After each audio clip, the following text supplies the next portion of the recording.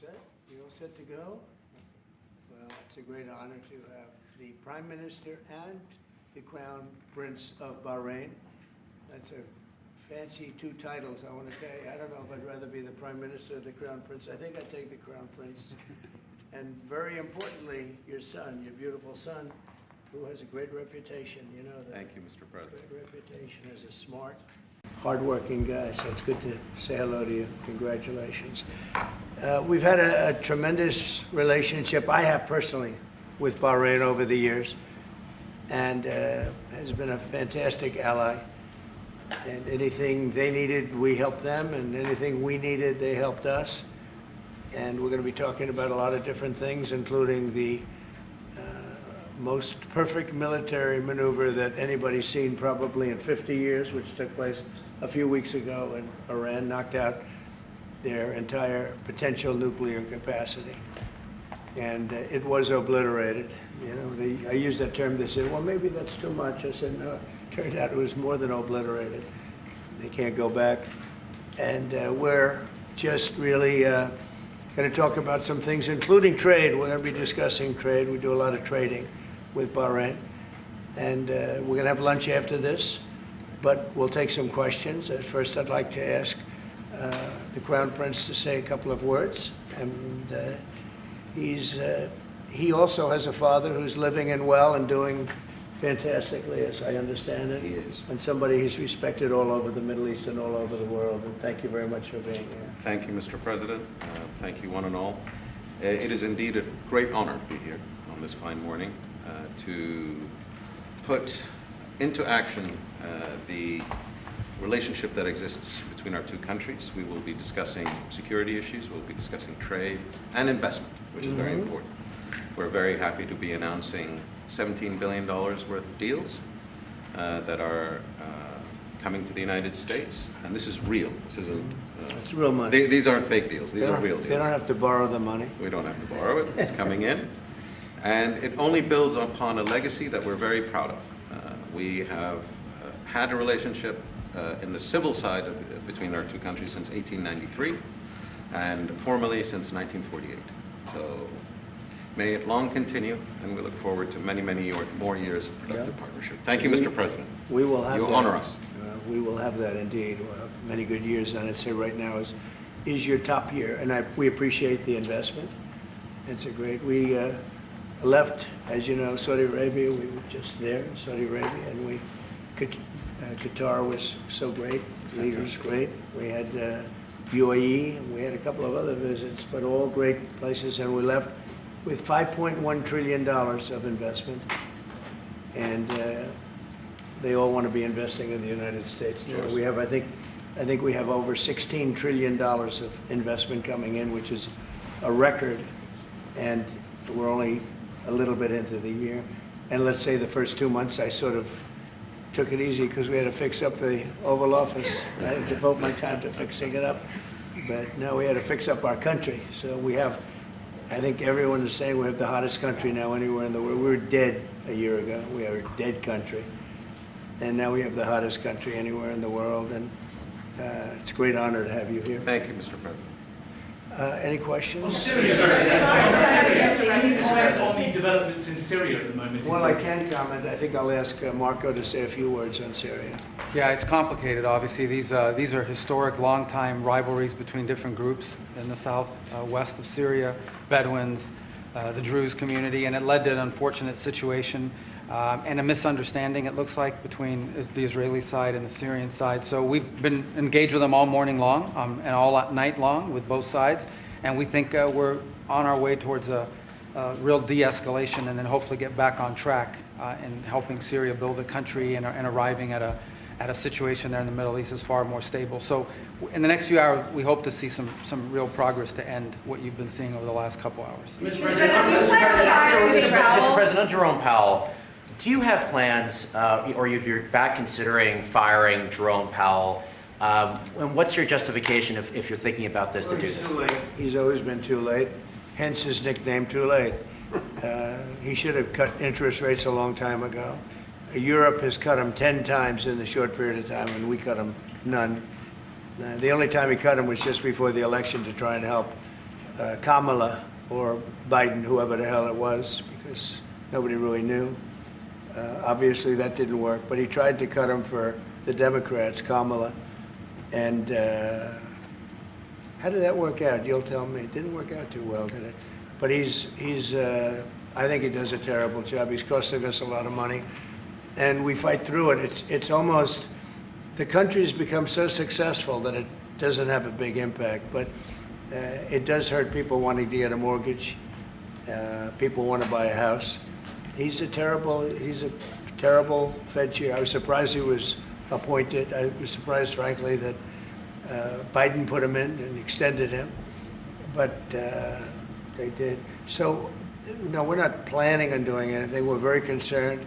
He's doing a little renovation for $2.5 billion of the Fed, building a renovation, and they have a close to $900 million cost overrun, and it's a shame. But the biggest cost overrun is the cost overrun for interest rates, because we should be paying 3 points lower, and we would save $1 trillion a year in interest if that were the case. And all it is the stroke of a pen. And that goes for his board, too, because his board is not doing the job, because they should try and rein this guy in. So he's doing a lousy job, but no, I'm not talking about that. Fortunately, we get to make a change in the next, 8 months or so. And we'll pick somebody that's good, and we'll pick somebody. I just want a fair job. We want to see lower interest rates. Our country deserves it. We're making a lot of money. We're doing great as a country. We have no inflation.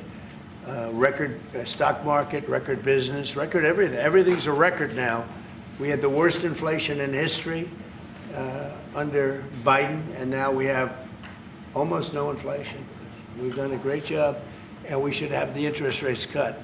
So you were saying the other day that Scott Bessent, you're so happy with him at Treasury that he's not your top option to replace Jerome Powell whenever that may be, whenever you decide what you want to do with him.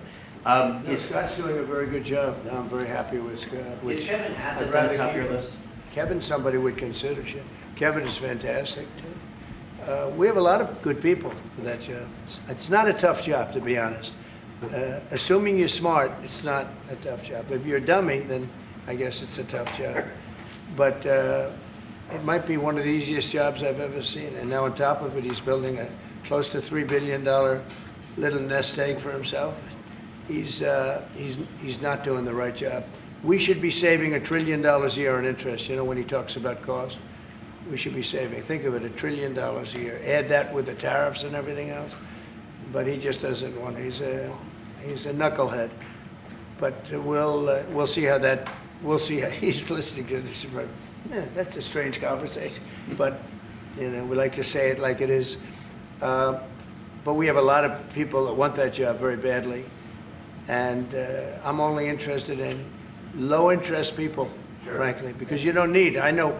So they had the 71 different economists and people experts that they picked about a month ago. I was the only one, along with one person from maybe the Wharton School of Finance. The two of us got it right. 69 people, including Powell, got it wrong. And he wants to hire thousands of new people to help him decide where we're going in the future. It only takes one good mind. It doesn't take 5,000 good minds. So they're expanding the Fed. It's the dumbest thing I've heard of. But it's very autonomous. Just to follow up on that, sir, are you completely ruling out the idea of firing Jerome Powell? I don't rule out anything, but I think it's highly unlikely unless he has to leave for fraud. I mean, it's possible there's fraud involved with the $2.7 billion renovation. This is a renovation. How do you spend $2.7 billion? And he didn't have proper clearance, et cetera, et cetera. So that's going on. So there could be something to that, but I think he's not doing a good job. He's got a very easy job to do. You know what he has to do? Lower interest rates. Have you drafted a letter to send to Jay Powell if you decide that you are going to fire him? Have you drafted a letter? No, I haven't drafted a letter. So you didn't show a letter to Republican lawmakers last night? No, I talked about the concept of fire him. I said, what do you think? Almost every one of them said I should. But I'm more conservative than they are. Mr. President, No, we did. We talked about it. In fact, we had 11 of the 12 people here yesterday, for a very big bill having to do with crypto, et cetera, and other things. And all of the votes are going with us, every single vote. But during the conversation, when we were talking about it, I asked, what would you do about that? They all said would fire him. Mr. President. Mr. President. Thank you for taking my question, sir. You were in Pennsylvania yesterday. You unveiled $92 billion worth of investments. One of those jumped out, though, $15 billion in Homer City to build the largest natural gas power plant ever. I was at the rally where you told Homer City residents that you would not forget them when the biggest coal plant in Pennsylvania closed down. You delivered for them yesterday. What message do you have to those residents? Well, I'm happy. Homer City. I was there, and I said, I'm going to produce something, I don't know what, because they had shut down this massive coal plant, one of the biggest in the country. And it was just purchased by the gentleman that you met yesterday, a very substantial man. I don't know if he's maybe not as substantial as you, I'm not sure. But he's pretty substantial. You know who I'm talking about. And they're going to spend billions of dollars on rebuilding it, and it's going to be the largest plant of its kind in the world, I believe, actually in the world, and it's going to be great. So we really fulfilled that promise to Homer City, but it's to Pennsylvania, basically. I won Pennsylvania, and very conclusively won Pennsylvania, so I owe them a big debt of gratitude, but thank you for bringing that up. We raised 92, it's actually going over 100, so it'll be over $100 billion to be invested in Pennsylvania. It was Pennsylvania Energy Project. So we had, everybody was there. Larry Fink was there. I mean, everybody was there and done a great job. The senator did a great job. And we were very proud. That was a great meeting yesterday. Thank you very much. Mr. President, actually for each of you, so for the Crown Prince, are you planning on taking any of the Patriot missiles that you're going to receive from the United States and divert those to help Ukraine? We have no current plans, as we have an operational requirement inside Bahrain to keep them there for the present time. He's got plenty of them, too. And Mr. President, on the fentanyl bill, They're wonderful. They're wonderful pieces of kit. They work very well. American technology is the best. Yep. and on the fentanyl bill that you're That's signing. maybe the most important part of this. He has his choice of everything, and we make the best military equipment by far in the Bar world. none. There's nothing close, right? Bar none. Yeah, thank you. And on the fentanyl bill that you're signing today, do you hope that that's going to restart law enforcement cooperation with China on getting the fentanyl? Yeah, I think China's been helping out. I mean, it's been a terrible situation for many years with fentanyl, but since I came here, we're talking to them, and they're making big steps. They're also, as you know, being penalized. You know that, right? They're being penalized with tariffs because of the fentanyl, but they want to do something. We'll see what happens. Mr. President, I know. Please. Thank you, Mr. President. An American from Tampa was beaten to death. He was killed by Israeli settlers in the West Bank. His family has been calling on you to help prosecute his killers. Are you going to do that? An American from Tampa? Yeah, your first sentence is really, go ahead. Okay, an American citizen from Yeah. Tampa, Florida, has been killed in the West Bank. His family has been asking on you to prosecute him. Are you going to help finding his Yeah, killers? well, so first of all, have you seen yesterday, Ambassador Huckabee has asked the Israelis to conduct an investigation. We want to get all the information about who was involved. We protect all American citizens anywhere in the world, especially if they're unjustly murdered or killed. So we're gathering more information, but I hope you saw yesterday Ambassador Huckabee in Israel asked the Israeli authorities to produce an investigation and concrete information about who was responsible for his murder. They're reporting that tomorrow. We have a meeting on it. They're going to be Great. reporting that to And me. can I ask a Crown Prince a Yeah. question, please? Do you think that the Gulf area now is more secure? And do you believe that a negotiation with Iran is necessary at this stage? Well, I definitely believe that the volatility of the situation has been reduced. And we didn't know where it was going to go on the Sunday. We were very glad when we found out on the Monday. Let me put it that way. And should the Iranians want to negotiate, I believe the ball's in their court. That is the true reality of where we stand today. They are the ones that stand to benefit from a negotiation. And they do. they want to negotiate. They want to negotiate badly.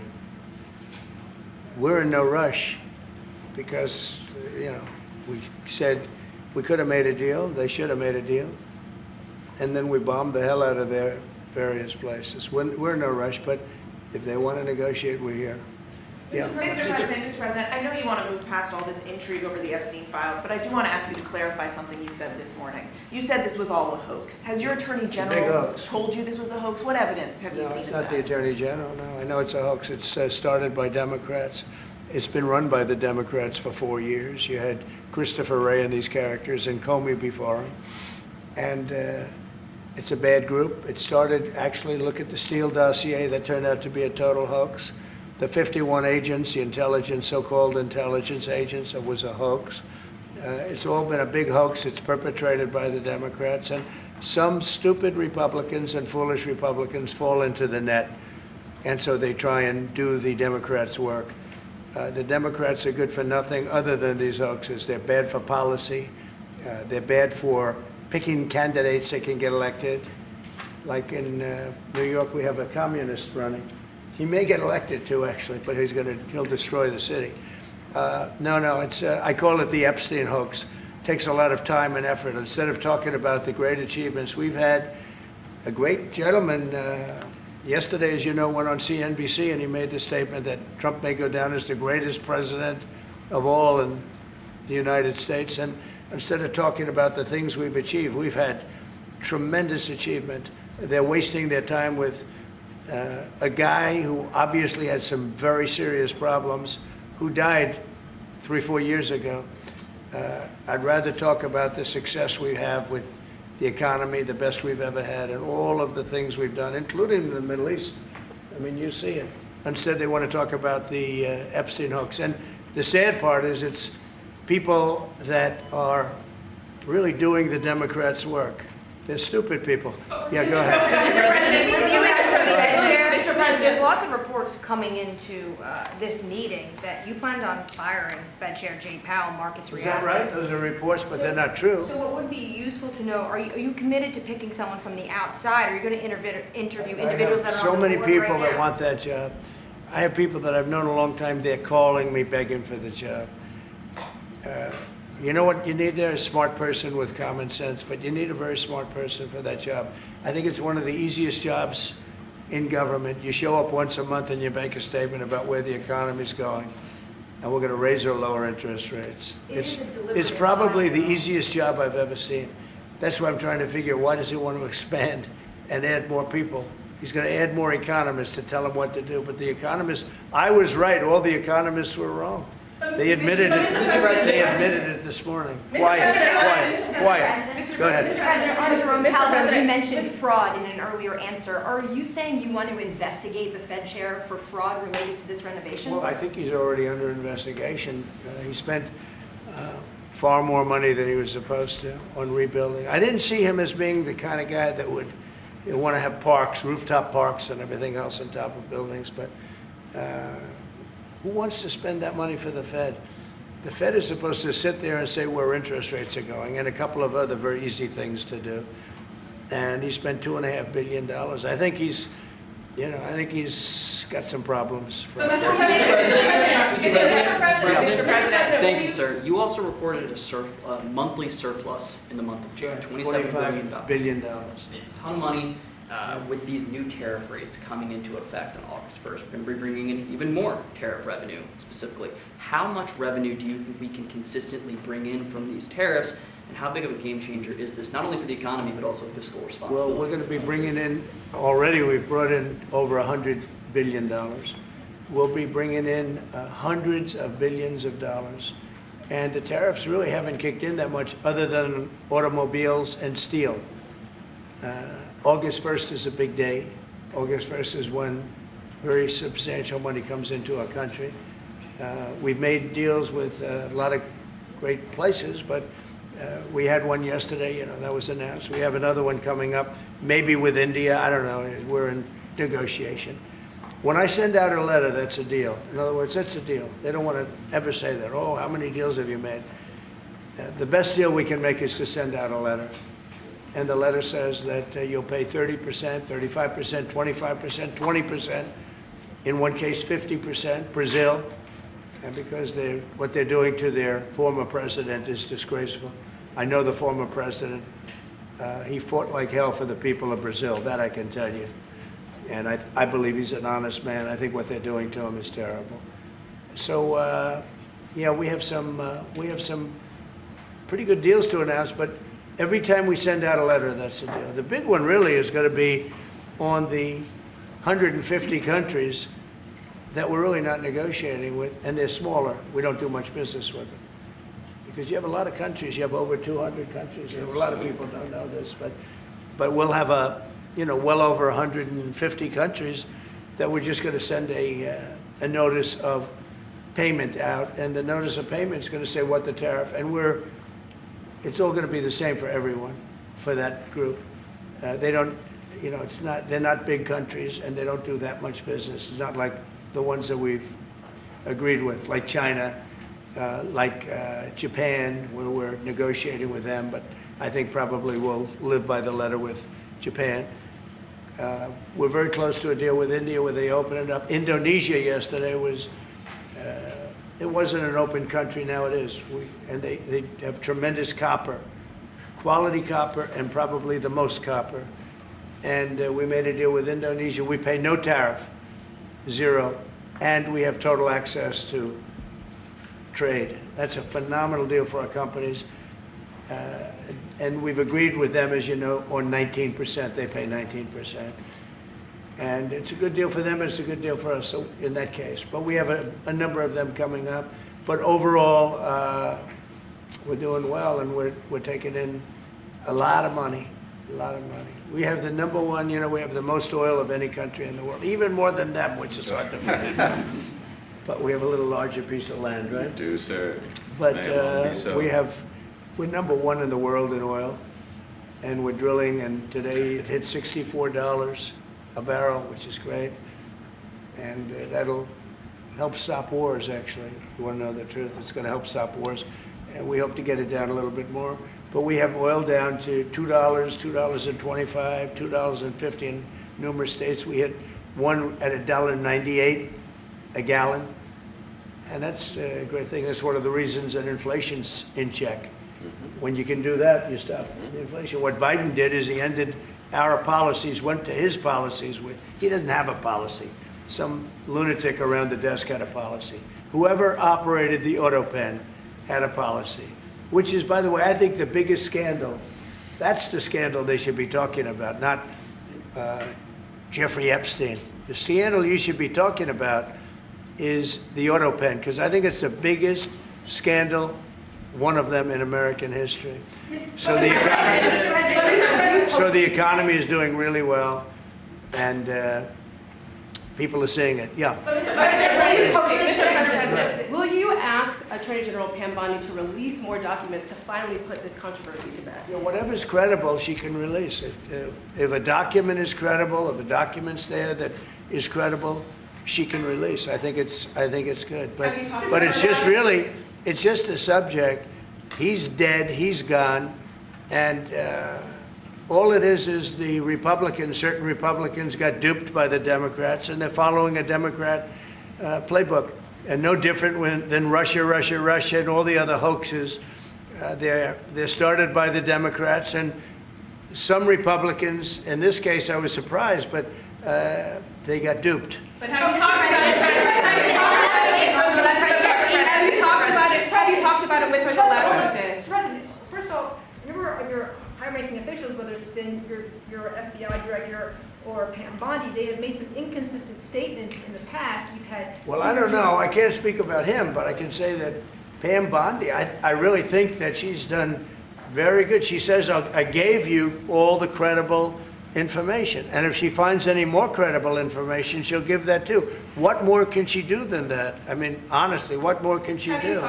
And we do have bigger problems. We have problems with millions of illegal people that came in here, and they're killers and murderers. We have 11,888 murderers that were allowed into our country by Biden, sleepy Joe Biden, stupid Joe Biden. He allowed them into our country. And you know what? We got to do something about it. She's got a lot of things she's working on.